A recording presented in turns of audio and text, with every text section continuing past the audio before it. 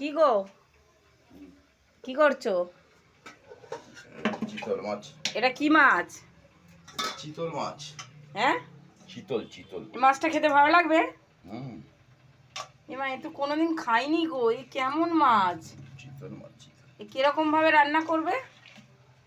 এটা ভাজা করে হ্যাঁ, একদম মাখা মাখা করে করতে হবে। সাদা সাদা লাগছে তো, আর একটু হলুদ দাও। হলুদ দিচ্ছি, দাঁড়াও। হ্যাঁ, হলুদ দিচ্ছি। আর গন্ধ বেরাবে না তো? আঁশটা নি কোনো? না। আগে খেয়েছো তুমি এই মাছ? হুম, এ তো মনে হচ্ছে সিলভার কাপের মতো লাগছে গো। চিতল চিতল।